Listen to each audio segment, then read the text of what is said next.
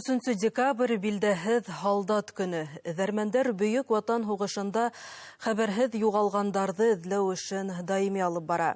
Иртәгә Шаран районында күптән түгел табылған яугирҙе ерләү тантанаһы үтәсәк. Яугирҙы табыу һәм тыуған яғына алып ҡайтыу эше тураһында һөйләшәбеҙ бөгөн. Һаумыһығыҙ, эфирҙа интервью тапшырыуы студиялы Гүзәл Мөхәмәтйәнова. Студиябыҙ ҡунағы Стәрлетама ҡалаһының Даян Мурзин исемендәге тарихи-патриотик эҙәрмәндәр ойошмаһы рәйесе Артур Рәжәпов. Артур Айратович, һаумыһығыҙ. Шаран районынан Бөйөк Ватан һуғышында ҡатнашҡан яугир ҡайҙа табылды, ҡайһы яҡта? Ул яугир безнең Псков өлкәсендә быйыл яз көне табылды. Без ғәҙәтенсә яз көне истәлек вахтасына Псков өлкәсенә бардык. Шунда эзләү эшләре алып барганда, аның эзенә төштөк. Без үзебез төштөк дип әйтеп булмый. Пермь өлкәсендәге эҙәрмәндәр аның эзенә төштөләр, аны алар таптылар. Кызык әйтеп китергә кирәк, 2 йыл элек без Пермь өлкәсеннән 4 солдатны тапкан идек. Шул 2 йыл үткәч инде Пермь өлкәсеннән килеп поисковиклар безнең солдатны, Башкортстаныбызның солдатын таптылар. Алар безнең янда аны таптылар. Созлыкта ятадыр ул һәм янында инде тагын бер солдат. Шуннан соңрак ул икенче солдатның хатын-кыз икәнен белдек. Ул мөмкин санитарка булгандыр, может быть. Шәхсен асыҡлап булдымы? Аның булмады. Шул сазлык булган өчен яз көне шундай решение приниматься ителде, җәйгелеккә калдырырга. Җәй көне без үзебез бара алмадык. Пермь өлкәсеннән, Удмурт өлкәсеннән эҙәрмәндәр барып, шул солдатларны эшләп чыгардылар инде. Аның безнең солдатыбыз Ахметов Мырзагол Сәлимгәрәй улы, ул Шаран районынан, Сакта ауылынан. Аның инде медальоны аның янындадыр. Медальонын ачып, аның бик матур иттереп әйбәт сакланган медальоны. Шуны исемен кайтардылар. Әлеге көндә аны монда алып кайттык. Тапкан вакытында яз көне аның үз кызы исән иде. Кызы инде кызганычка көтөп алалмады, ул сентябрь айында вафат булды. Шул иртәгә аны Башкортстанның 112-нче кавалерия дивизиясының музейында тәбриклибез. Шуннан инде Сакта авылын алып кайтып җирлибез. Яугирҙарҙың медальондары һаҡланган осраҡта танытыу эштәре әлбиттә тиҙ башҡарыла.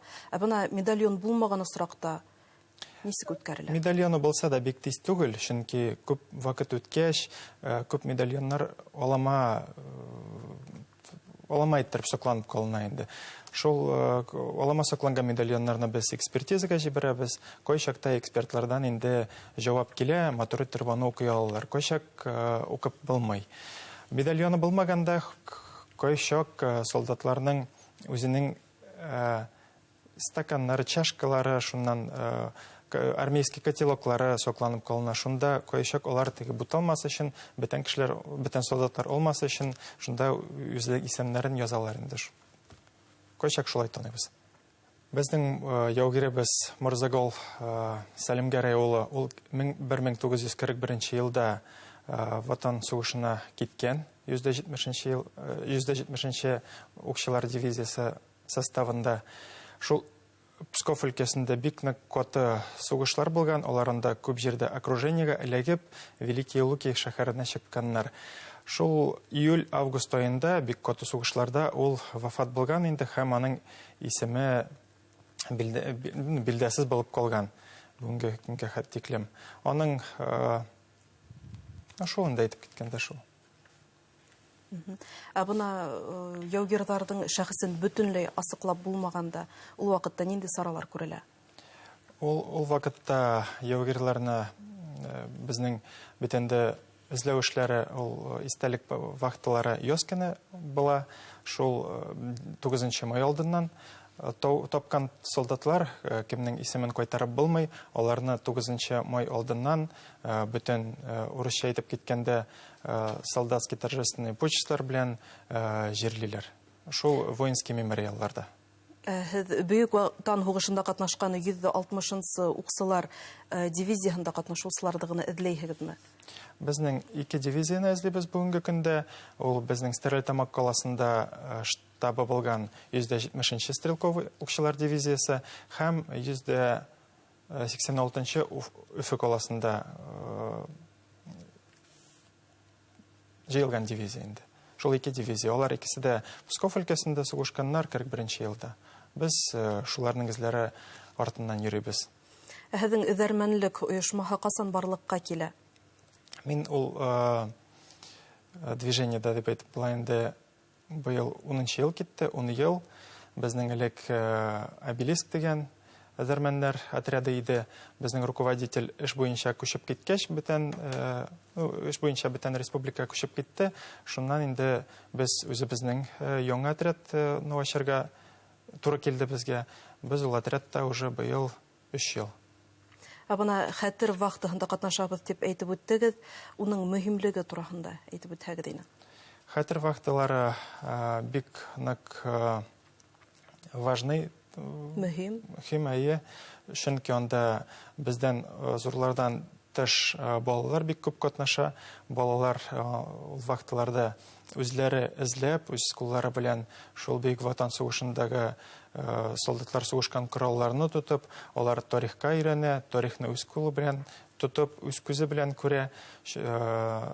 Шуннан инде ул тарихны кайтып үз укыган дусларына сөйли. Укучылар менән эҙәрмәнлек эшендә ҡатнашыу хәүефле түгелме? Ул җиңел эш дип әйтеп булмый. Безнең Башкортостанда бик күп эҙәрмәндәр отрядлары мәктәптә укыган балаларны гына йөрөтә.